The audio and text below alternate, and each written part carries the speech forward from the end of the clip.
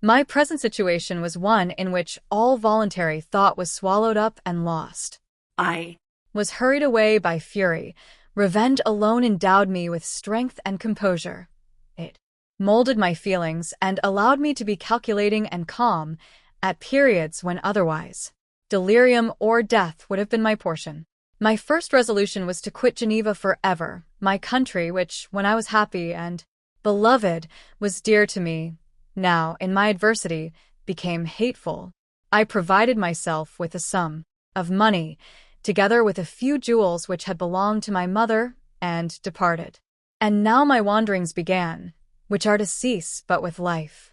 I have traversed a vast portion of the earth, and have endured all the hardships which travelers, in deserts and barbarous countries, are wont to meet. How I have lived I hardly know. Many times have I stretched my failing limbs upon the sandy plain, and prayed for death. But revenge kept me alive. I dared not die, and leave my adversary in being. When I quitted Geneva, my first labor was to gain some clue by which I might trace the steps of my fiendish enemy. But my plan was unsettled, and I wandered many hours round the confines of the town, uncertain what path I should pursue. As night approached, I found myself at the entrance of the cemetery where William, Elizabeth, and my father reposed. I entered it, and approached the tomb which marked their graves. Everything was silent, except the leaves of the trees, which were gently agitated by the wind. The night was nearly dark, and the scene would have been solemn and affecting even to an uninterested observer. The spirits of the departed seemed to flit around, and to cast a shadow, which was felt but not seen, around the head of the mourner. The deep grief which this scene had at first excited quickly gave way to rage and despair. They were dead, and I lived. Their murderer also lived, and to destroy him I must drag out my weary existence. I knelt on the grass, and kissed the earth, and with quivering lips exclaimed, "By the sacred earth on which I kneel, by the shades that wander near me, by the deep and eternal grief that I feel, I swear, and by thee, O night, and the spirits that preside over thee, to pursue the demon who caused this misery, until he or I shall perish in mortal conflict. For this purpose I will preserve my life. To execute this dear revenge, will I again behold the sun, and tread the green herbage of earth, which otherwise should vanish from my eyes forever. And I call on you, spirits of the dead, and on you, wandering ministers of vengeance, to aid and conduct me in my work. Let the cursed and hellish monster drink deep of agony. Let him feel the despair that now torments me." I had begun my adjuration with solemnity and an awe which almost assured me that the shades of my murdered friends heard and approved my devotion, but the furies possessed me. As I concluded, and rage choked my utterance, I was answered through the stillness of night by a loud and fiendish laugh. It rung on my ears, long and heavily. The mountains re-echoed it, and I felt as if all hell surrounded me with mockery and laughter. Surely in that moment I should have been possessed by frenzy, and have destroyed my miserable existence, but that my vow was heard, and that I was reserved for vengeance. The laughter died away, when a well-known and abhorred voice, apparently close to my ear, addressed me in an audible whisper. "I am satisfied. Miserable wretch. You have determined to live, and I am satisfied." I darted towards the spot from which the sound proceeded, but the devil eluded my grasp. Suddenly the broad disk of the moon arose, and shone full upon his ghastly and distorted shape, as he fled with more than mortal speed. I pursued him, and for many months this has been my task. Guided by a slight clue, I followed the windings of the Rhone, but vainly. The blue Mediterranean appeared, and by a strange chance, I saw the fiend enter by night and hide himself in a vessel bound for the Black Sea. I took my passage in the same ship, but he escaped I know not how. Amidst the wilds of Tartary and Russia, although he still evaded me, I have ever followed in his track. Sometimes the peasants, scared by this horrid apparition, informed me of his path. Sometimes he himself, who feared that if I lost all trace of him, I should despair and die, left some mark to guide me. The snows descended on my head, and I saw the print of his huge step on the white plain. To you first entering on life, to whom care is new and agony unknown, how can you understand what I have felt and still feel? Cold, want, and fatigue were the least pains which I was destined to endure. I was cursed by some devil, and carried about with me my eternal hell, yet still a spirit of good followed and directed my steps, and, when I most murmured, would suddenly extricate me from seemingly insurmountable difficulties. Sometimes, when nature, overcome by hunger, sunk under the exhaustion, a repast was prepared for me in the desert that restored and inspirited me. The fare was, indeed, coarse, such as the peasants of the country ate, but I will not doubt that it was set there by the spirits that I had invoked to aid me. Often, when all was dry, the heavens cloudless, and I was parched by thirst, a slight cloud would bedim the sky, shed the few drops that revived me, and vanish. I followed, when I could, the courses of the rivers, but the demon generally avoided these, as it was here that the population of the country chiefly collected. In other places human beings were seldom seen, and I generally subsisted on the wild animals that crossed my path. I had money with me, and gained the friendship of the villagers by distributing it, or I brought with me some food that I had killed, which, after taking a small part, I always presented to those who had provided me with fire and utensils for cooking. My life, as it passed thus, was indeed hateful to me, and it was during sleep alone that I could taste joy. Oh, blessed sleep! Often, when most miserable, I sank to repose, and my dreams lulled me even to rapture. The spirits that guarded me had provided these moments, or rather, hours of happiness, that I might retain strength to fulfill my pilgrimage. Deprived of this respite, I should have sunk under my hardships. During the day, I was sustained and inspirited by the hope of night, for in sleep I saw my friends, my wife, and my beloved country. Again I saw the benevolent countenance of my father, heard the silver tones of my Elizabeth's voice, and beheld Clerval enjoying health and youth. Often, when wearied by a toilsome march, I persuaded myself that I was dreaming until night should come, and that I should then enjoy reality in the arms of my dearest friends. What agonizing fondness did I feel for them! How did I cling to their dear forms, as sometimes they haunted even my waking hours, and persuade myself that they still lived. At such moments vengeance, that burned within me, died in my heart, and I pursued my path towards the destruction of the demon, more as a task enjoined by heaven, as the mechanical impulse of some power of which I was unconscious, than as the ardent desire of my soul. What his feelings were whom I pursued, I cannot know.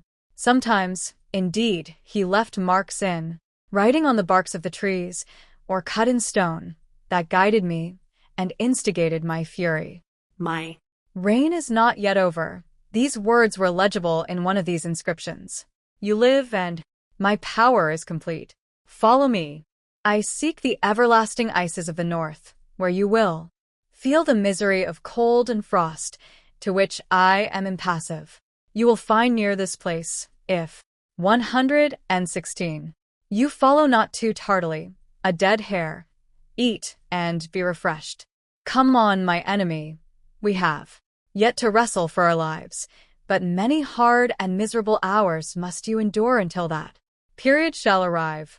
Scoffing devil, again do I vow vengeance, again do I devote thee, miserable fiend, to torture and death. Never will I give up my search until he or I perish, and then, with what ecstasy shall I join my Elizabeth and my departed friends, who even now prepare for me the reward of my tedious toil and horrible pilgrimage. As I still pursued my journey to the northward, the snows thickened, and the cold increased in a degree almost too severe to support. The peasants were shut up in their hovels, and only a few of the most hardy ventured forth to seize the animals whom starvation had forced from their hiding places to seek for prey. The rivers were covered with ice, and no fish could be procured, and thus I was cut off from my chief article of maintenance. The triumph of my enemy increased with the difficulty of my labors. One inscription that he left was in these words: "Prepare, your toils only begin. Wrap yourself in furs and provide food, for we shall soon enter upon a journey where your sufferings will satisfy my everlasting hatred." My courage and perseverance were invigorated by these scoffing words.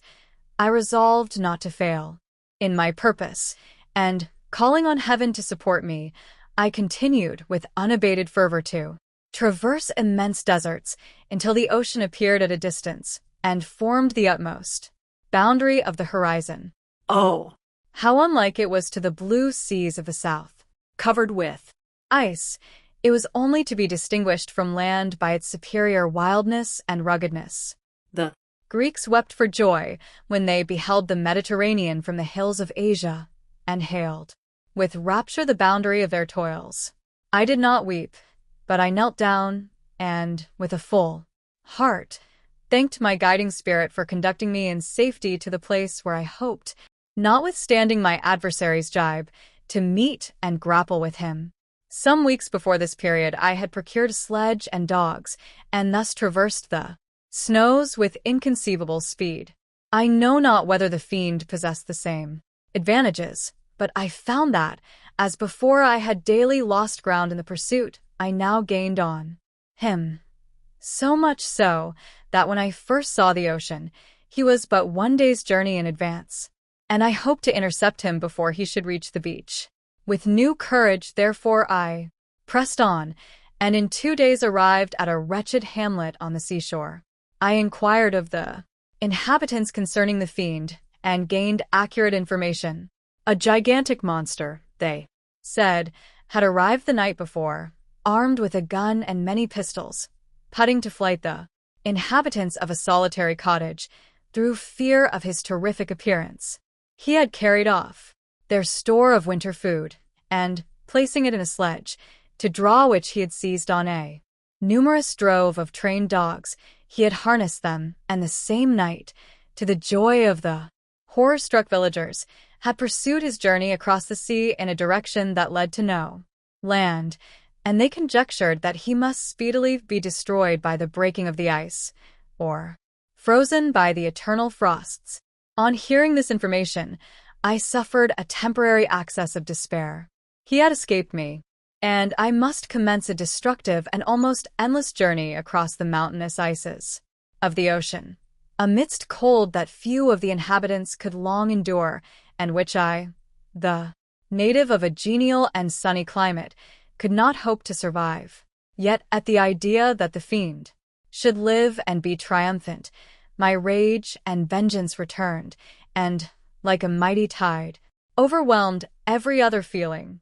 After a slight repose, during which the spirits of the dead hovered round and instigated me to toil and revenge, I prepared for my journey. I exchanged my land sledge for one fashioned for the inequalities of the frozen ocean, and, purchasing a plentiful stock of provisions, I departed from land. I cannot guess how many days have passed since then, but I have endured misery which nothing but the eternal sentiment of a just retribution burning within my heart could have enabled me to support. Immense and rugged mountains of ice often barred up my passage, and I often heard the thunder of the ground sea, which threatened my destruction. But again, the frost came and made the paths of the sea secure. By the quantity of provision which I had consumed, I should guess that I had passed 3 weeks in this journey, and the continual protraction of hope, returning back upon the heart, often wrung bitter drops of despondency and grief from my eyes. Despair had indeed almost secured her prey, and I should soon have sunk beneath this misery. Once, after the poor animals that conveyed me had with incredible toil gained the summit of a sloping ice mountain, and one, sinking under his fatigue, died, I viewed the expanse before me with anguish, when suddenly my eye caught a dark speck upon the dusky plain. I strained my sight to discover what it could be, and uttered a wild cry of ecstasy when I distinguished a sledge, and the distorted proportions of a well-known form within. Oh! With what a burning gush did hope revisit my heart. Warm tears filled my eyes, which I hastily wiped away, that they might not intercept the view I had of the demon, but still my sight was dimmed by the burning drops, until, giving way to the emotions that oppressed me, I wept aloud. But this was not the time for delay. I disencumbered the dogs of their dead companion, gave them a plentiful portion of food, and, after an hour's rest, which was absolutely necessary, and yet which was bitterly irksome to me, I continued my route. The sledge was still visible, nor did I again lose sight of it, except at the moments when for a short time some ice rock concealed it with its intervening crags. I indeed perceptibly gained on it, and when, after nearly 2 days' journey, I beheld my enemy at no more than a mile distant, my heart bounded within me. But now, when I appeared almost within grasp of my foe, my hopes were suddenly extinguished, and I lost all trace of him more utterly than I had ever done before. A ground sea was heard, the thunder of its progress, as the waters rolled and swelled beneath me, became every moment more ominous and terrific. I pressed on, but in vain. The wind arose, the sea roared, and, as with the mighty shock of an earthquake, it split and cracked with a tremendous and overwhelming sound. The work was soon finished. In a few minutes a tumultuous sea rolled between me and my enemy, and I was left drifting on a scattered piece of ice that was continually lessening, and thus preparing for me a hideous death. In this manner many appalling hours passed.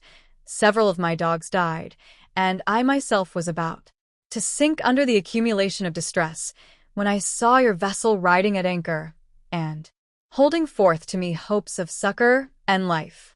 I had no conception that vessels ever came so far north, and was astounded at the sight. I quickly destroyed part of my sledge to construct oars, and by these means was enabled, with infinite fatigue, to move my ice raft in the direction of your ship. I had determined, if you were going southward, still to trust myself to the mercy of the seas rather than abandon my purpose. I hoped to induce you to grant me a boat with which I could pursue my enemy, but your direction was northward. You took me on board when my vigor was exhausted, and I should soon have sunk under my multiplied hardships into a death which I still dread, for my task is unfulfilled. Oh, when will my guiding spirit, in conducting me to the demon, allow me the rest I so much desire? Or must I die, and he yet live? If I do, swear to me, Walton, that he shall not escape, that you will seek him, and satisfy my vengeance in his death. And do I dare to ask of you to 118. Undertake my pilgrimage, to endure the hardships that I have undergone? No, I am not so selfish. Yet, when I am dead, if he should appear, if the ministers of vengeance should conduct him to you, swear that he shall not live, swear that he shall not triumph over my accumulated woes, and survive to add to the list of his dark crimes. He is eloquent and persuasive, and once his words had even power over my heart, but trust him not. His soul is as hellish as his form, full of treachery and fiend-like malice. Hear him not. Call on the Maneys of William, Justine, Clerval, Elizabeth, my father, and of the wretched Victor, and thrust your sword into his heart. I will hover near, and direct the steel aright.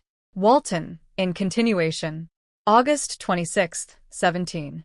You have read this strange and terrific story, Margaret, and do you not feel your blood congeal with horror, like that which even now curdles mine? Sometimes, seized with sudden agony, he could not continue his tale. At others, his voice broken, yet piercing, uttered with difficulty the words so replete with anguish. His fine and lovely eyes were now lighted up with indignation, now subdued to downcast sorrow, and quenched in infinite wretchedness. Sometimes he commanded his countenance and tones, and related the most horrible incidents, with a tranquil voice, suppressing every mark of agitation. Then, like a volcano bursting forth, his face would suddenly change to an expression of the wildest rage, as he shrieked out imprecations on his persecutor. His tale is connected and told with an appearance of the simplest truth, yet I own to you that the letters of Felix and Safie, which he showed me, and the apparition of the monster scene from our ship, brought to me a greater conviction of the truth of his narrative than his asseverations, however earnest and connected. Such a monster has then really existence. I cannot doubt it, yet I am lost in surprise and admiration. Sometimes I endeavored to gain from Frankenstein the particulars of his creature's formation, but on this point he was impenetrable. "Are you mad, my friend?" said he. "Or whither does your senseless curiosity lead you? Would you also create for yourself and the world a demoniacal enemy? Peace, peace. Learn my miseries, and do not seek to increase your own." Frankenstein discovered that I made notes concerning his history. He asked to see them, and then himself corrected and augmented them in many places, but principally in giving the life and spirit to the conversations he held with his enemy. "Since you have preserved my narration," said he, "I would not that a mutilated one should go down to posterity. Thus has a week passed away, while I have listened to the strangest tale that ever imagination formed. My thoughts and every feeling of my soul have been drunk up by the interest for my guest, which this tale, and his own elevated and gentle manners, have created. I wish to soothe him, yet can I counsel one so infinitely miserable, so destitute of every hope of consolation, to live? Oh no! The only joy that he can now know will be, when he composes his shattered spirit to peace and death. Yet he enjoys one comfort, the offspring of solitude and delirium. He believes that, when in dreams he holds converse with his friends, and derives from that communion consolation for his miseries, or excitements to his vengeance, that they are not the creations of his fancy, but the beings themselves who visit him from the regions of a remote world. This faith gives a solemnity to his reveries that render them to me almost as imposing and interesting as truth. Our conversations are not always confined to his own history and misfortunes. On every point of general literature, he displays unbounded knowledge and a quick and piercing apprehension. His eloquence is forcible and touching, nor can I hear him, when he relates a pathetic incident, or endeavors to move the passions of pity or love, without tears. What a glorious creature must he have been in the days of his prosperity, when he is thus noble and godlike in ruin. He seems to feel his own worth, and the greatness of his fall. "When younger," said he, "I believed myself destined for some great enterprise. My feelings are profound, but I possessed a coolness of judgment that fitted me for illustrious achievements. This sentiment of the worth of my nature supported me, when others would have been oppressed, for I deemed it criminal to throw away in useless grief those talents that might be useful to my fellow creatures. When I reflected on the work I had completed, no less a one than the creation of a sensitive and rational animal, I could not rank myself with the herd of common projectors. But this thought, which supported me in the commencement of my career, now serves only to plunge me lower in the dust. All my speculations and hopes are as nothing, and, like the archangel who aspired to omnipotence, I am chained in an eternal hell. My imagination was vivid, yet my powers of analysis and application were intense. By the union of these qualities I conceived the idea and executed the creation of a man. Even now I cannot recollect, without passion, my reveries while the work was incomplete. I trod heaven in my thoughts, now exulting in my powers, now burning with the idea of their effects. From my infancy I was imbued with high hopes and a lofty ambition, but how am I sunk Oh. My friend, if you had known me as I once was, you would not recognize me in this state of degradation. Despondency rarely visited my heart. A high destiny seemed to bear me on until I fell, never, never again to rise. Must I then lose this admirable being? I have longed for a friend. I have sought one who would sympathize with and love me. Behold, on these desert seas I have found such a one, but I fear I have gained him only to know his value and lose him. I would reconcile him to life, but he repulses the idea. I thank you, Walton, he said, for your kind intentions towards so miserable a wretch. But when you speak of new ties and fresh affections, think you that any can replace those who are gone? Can any man be to me as Clerval was, or any woman another Elizabeth? Even where the affections are not strongly moved by any superior excellence, the companions of our childhood always possess a certain power over our minds, which hardly any later friend can obtain. They know our infantine dispositions, which, however they may be afterwards modified, are never eradicated, and they can judge of our actions with more certain conclusions as to the integrity of our motives.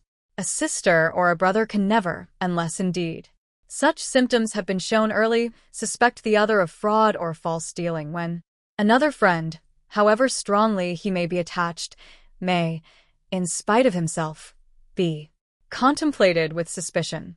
But I enjoyed friends, dear not only through habit and association, but from their own merits, and wherever I am, the soothing voice of my Elizabeth and the conversation of Clerval will be ever whispered in my ear.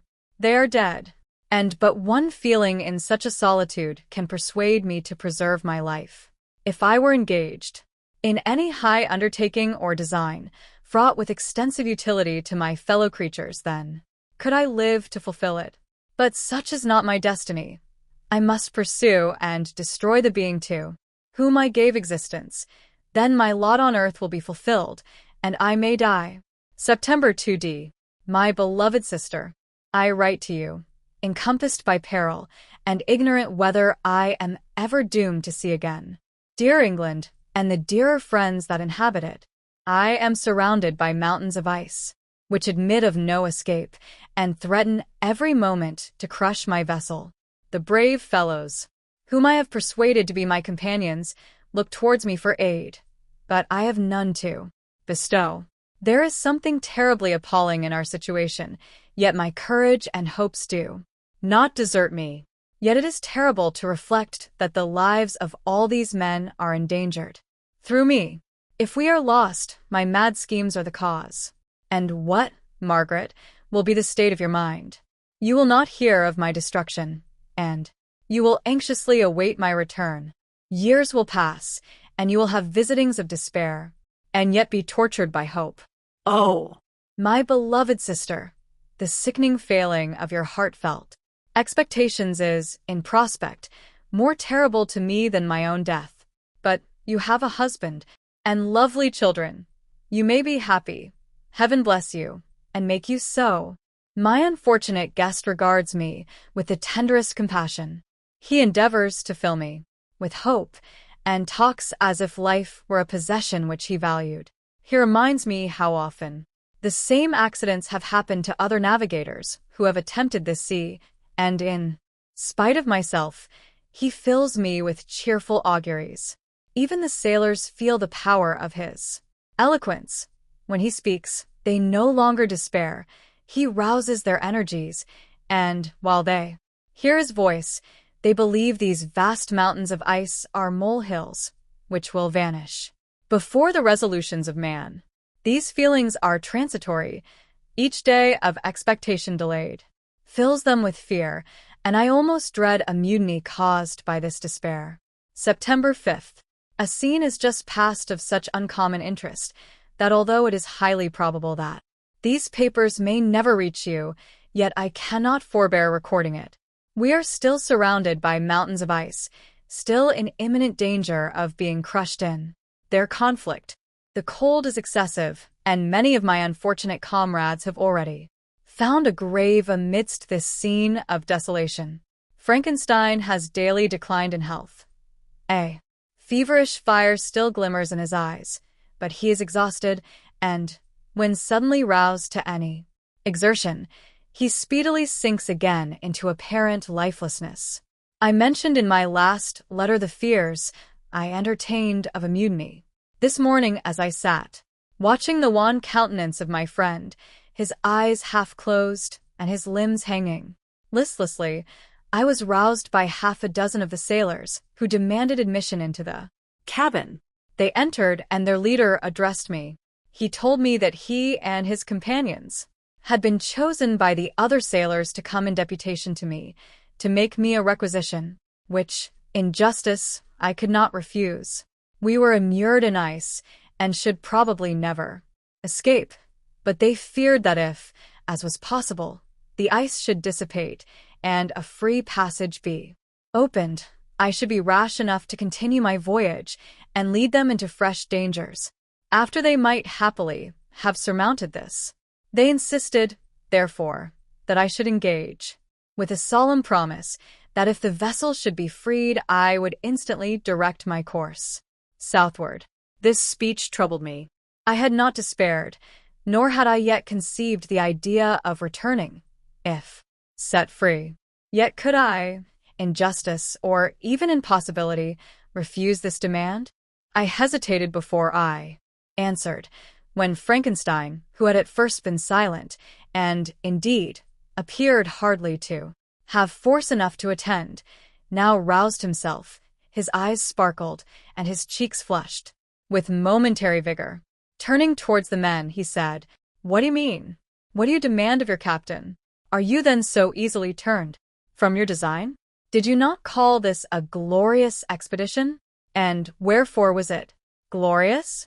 Not because the way was smooth and placid as a southern sea, but because it was full of dangers and terror, because at every new incident your fortitude was to be called forth, and your courage exhibited, because danger and death surrounded it, and these you were to brave and overcome.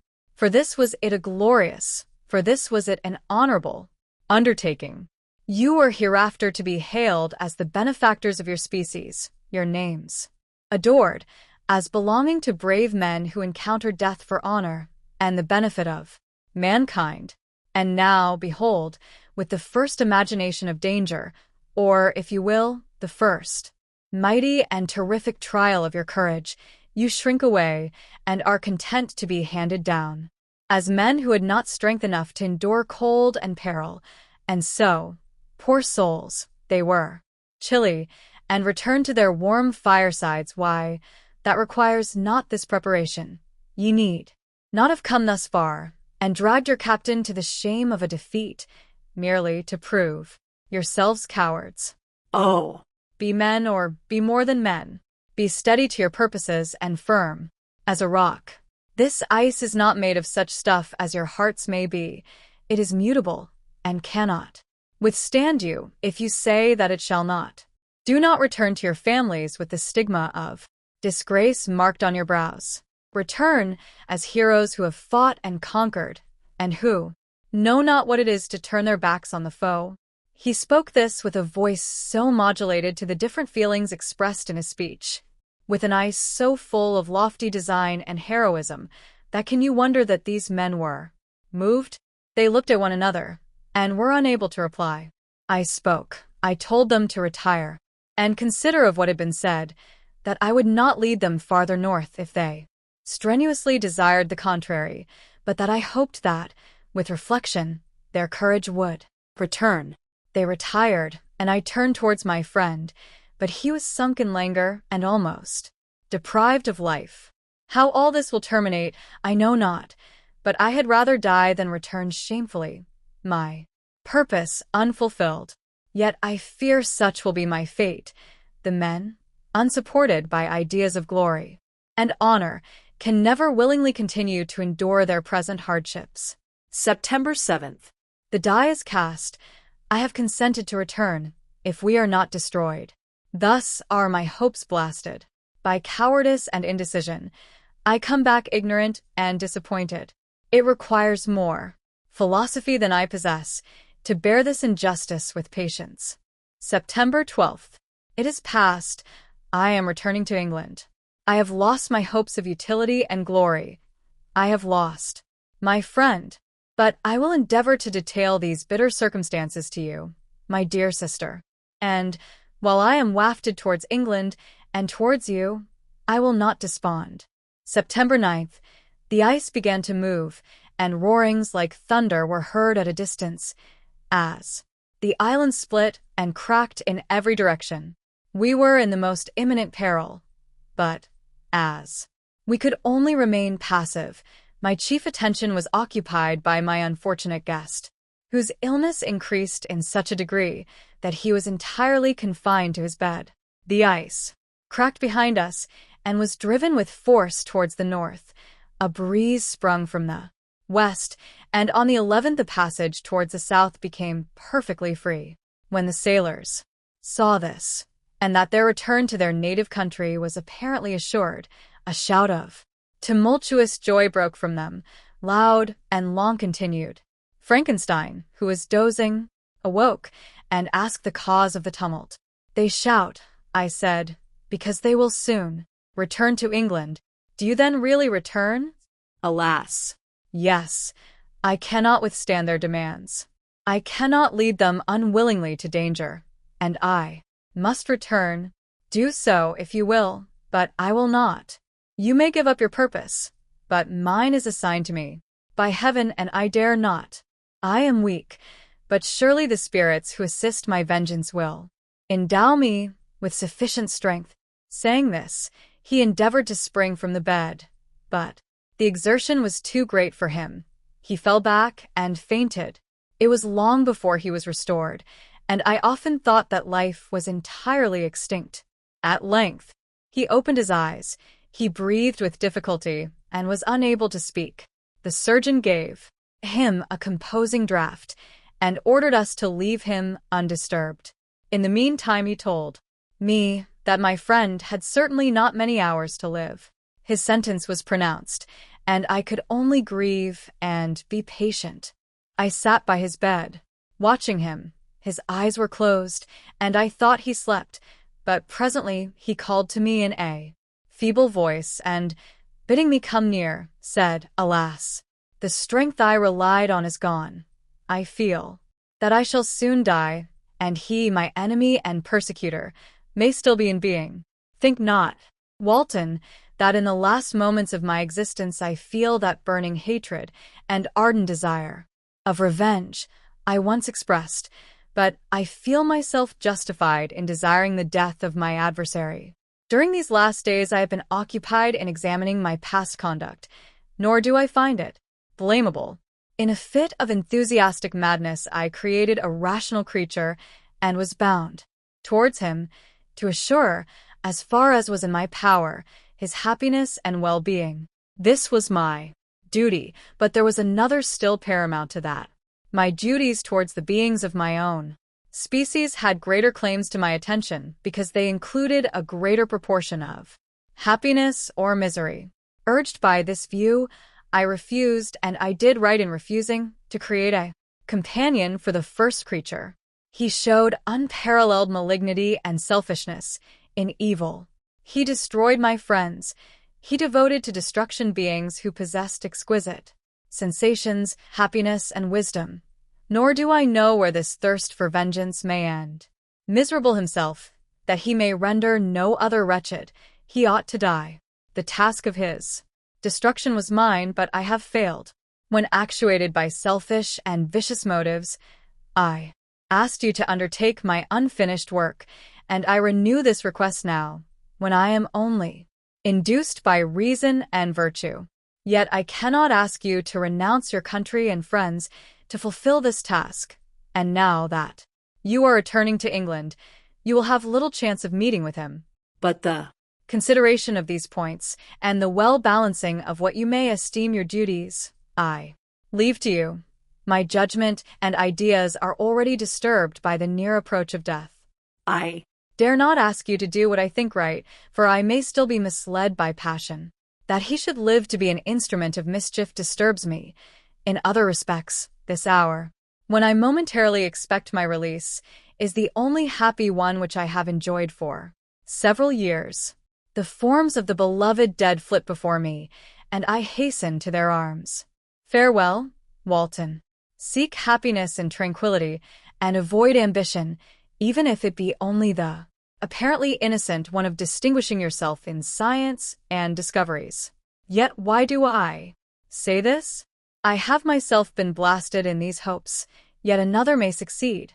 His voice became fainter as he spoke, and at length, exhausted by his effort, he sunk into silence. About half an hour afterwards he attempted again to speak, but was unable. He pressed my hand feebly, and his eyes closed forever, while the irradiation of a gentle smile passed away from his lips. Margaret, what comment can I make on the untimely extinction of this glorious spirit? What can I say that will enable you to understand the depth of my sorrow? All that I should. 123. Express would be inadequate and feeble. My tears flow. My mind is overshadowed by a cloud of disappointment. But I journey towards England, and I may there find consolation. I am interrupted. What do these sounds portend? It is midnight. The breeze blows fairly, and the watch on deck scarcely stir. Again, there is a sound as of a human voice, but hoarser. It comes from the cabin where the remains of Frankenstein still lie. I must arise and examine. Good night, my sister. Great God, what a scene has just taken place. I am yet dizzy with the remembrance of it. I hardly know whether I shall have the power to detail it, yet the tale which I have recorded would be incomplete without this final and wonderful catastrophe. I entered the cabin, where lay the remains of my ill-fated and admirable friend. Over him hung a form which I cannot find words to describe, gigantic in stature, yet uncouth and distorted in its proportions. As he hung over the coffin, his face was concealed by long locks of ragged hair, but one vast hand was extended, in color and apparent texture like that of a mummy. When he heard the sound of my approach, he ceased to utter exclamations of grief and horror, and sprung towards the window. Never did I behold a vision so horrible as his face, of such loathsome, yet appalling hideousness. I shut my eyes involuntarily, and endeavored to recollect what were my duties with regard to this destroyer. I called on him to stay. He paused, looking on me with wonder, and, again turning towards the lifeless form of his creator, he seemed to forget my presence, and every feature and gesture seemed instigated by the wildest rage of some uncontrollable passion. That is also my victim, he exclaimed. In his murder my crimes are consummated. The miserable series of my being is wound to its close. Oh, Frankenstein, generous and self-devoted being, what does it avail that I now ask thee to pardon me? I, who irretrievably destroyed thee by destroying all thou lovedst. Alas, he is cold, he cannot answer me. His voice seemed suffocated, and my first impulses, which had suggested to me the duty of obeying the dying request of my friend in destroying his enemy, were now suspended by a mixture of curiosity and compassion. I approached this tremendous being. I dared not again raise my eyes to his face. There was something so scaring and unearthly in his ugliness. I attempted to speak, but the words died away on my lips. The monster continued to utter wild and incoherent self-reproaches. At length I gathered resolution to address him in a pause of the tempest of his passion. Your repentance, I said, is now superfluous. If you had listened to the voice of conscience and heeded the stings of remorse before you had urged your diabolical vengeance to this extremity, Frankenstein would yet have lived. And do you dream, said the demon, do you think that I was then dead to agony and remorse? He continued, pointing to the corpse, he suffered not in the consummation of the deed. Oh, not the 10,000th portion of the anguish that was mine during the lingering detail of its execution. A frightful selfishness hurried me on, while my heart was poisoned with remorse. Think you that the groans of Clerval were music to my ears? My heart was fashioned to be susceptible of love and sympathy, and, when wrenched by misery, to vice and hatred, it did not endure the violence of the change, without torture such as you cannot even imagine. After the murder of Clerval, I returned to Switzerland, heartbroken and overcome. I pitied Frankenstein. My pity amounted to horror. I abhorred myself. But when I discovered that he, the author at once of my existence and of its unspeakable torments, dared to hope for happiness, that while he accumulated wretchedness and despair upon me, he sought his own enjoyment in feelings and passions from the indulgence of which I was forever barred, then impotent envy and bitter indignation filled me with an insatiable thirst for vengeance. I recollected my threat, and resolved that it should be accomplished. I knew that I was preparing for myself a deadly torture, but I was the slave, not the master, of an impulse, which I detested, yet could not disobey. Yet when she died, nay, then I was not miserable. I had cast off all feeling, subdued all anguish, to riot in the excess of my despair. Evil thenceforth became my good. Urged thus far, I had no choice but to adapt my nature to an element which I had willingly chosen. The completion of my demoniacal design became an insatiable passion. And now it is ended. There is my last victim. I was at first touched by the expressions of his misery, yet, when I called to mind what Frankenstein had said of his powers of eloquence and persuasion, and when I again cast my eyes on the lifeless form of my friend, indignation was rekindled within me. Wretch, I said, it is well that you come here to whine over the desolation that you have made. You throw a torch into a pile of buildings, and, when they are consumed, you sit among the ruins and lament the fall. Hypocritical fiend! If he whom you mourn still lived, still would he be the object, again would he become the prey, of your accursed vengeance. It is not pity that you feel. You lament only because the victim of your malignity is withdrawn from your power. Oh, it is not thus, interrupted the being, yet such must be the impression conveyed to you by what appears to be the purport of my actions. Yet I seek not a fellow feeling in my misery. No sympathy may I ever find. When I first sought it, it was the love of virtue, the feelings of happiness and affection with which my whole being overflowed, that I wished to be participated. But now, that virtue has become to me a shadow, and that happiness and affection are turned into bitter and loathing despair. In what should I seek for sympathy? I am content to suffer alone, while my sufferings shall endure. When I die, I am well satisfied that abhorrence and opprobrium should load my memory. Once my fancy was soothed with dreams of virtue, of fame, and of enjoyment. Once I falsely hoped to meet with beings who, pardoning my outward form, would love me for the excellent qualities which I was capable of unfolding. I was nourished with high thoughts of honor and devotion. But now crime has degraded me beneath the meanest animal. No guilt, no mischief, no malignity, no misery can be found comparable to mine. When I run over the frightful catalogue of my sins, I cannot believe that I am the same creature whose thoughts were once filled with sublime and transcendent visions of the beauty and the majesty of goodness. But it is even so. The fallen angel becomes a malignant devil. Yet even that enemy of God and man had friends and associates in his desolation. I am alone.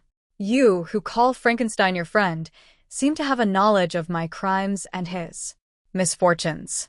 But in the detail which he gave you of them, he could not sum up the hours and months of misery which I endured, wasting in impotent passions. For while I destroyed his hopes, I did not satisfy my own desires. They were forever ardent and craving. Still I desired love and fellowship, and I was still spurned. Was there no injustice in this? am I to be thought the only criminal when all humankind sinned against me? Why do you not hate Felix, who drove his friend from his door with contumely? Why do you not execrate the rustic who sought to destroy the savior of his child?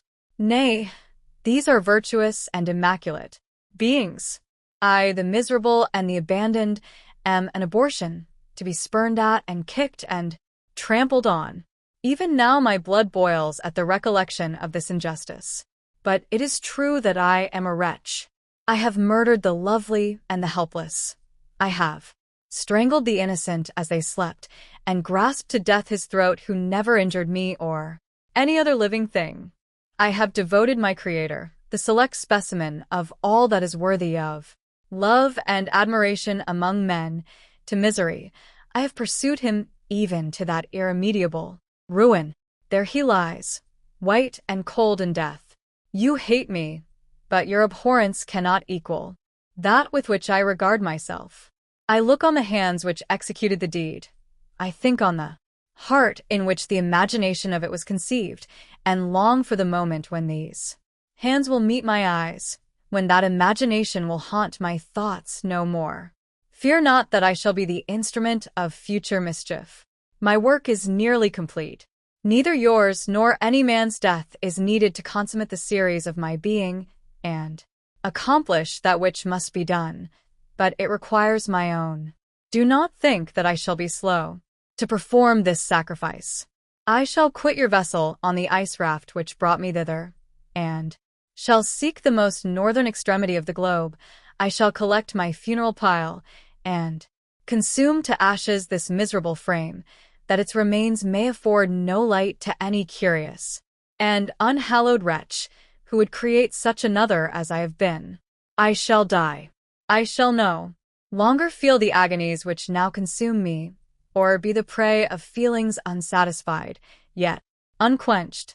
He is dead who called me into being, and when I shall be no more, the very remembrance of us both will speedily vanish.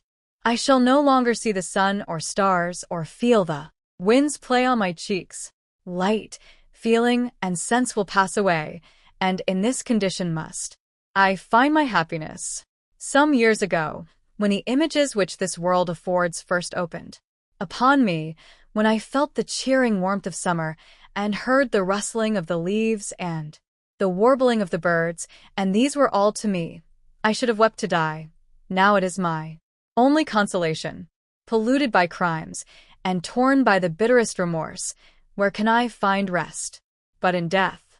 Farewell. I leave you, and in you the last of humankind whom these eyes will ever behold. Farewell, Frankenstein. If thou wert yet alive, and yet cherished a desire of revenge against me, it would be better satiated in my life than in my destruction. But it was not so.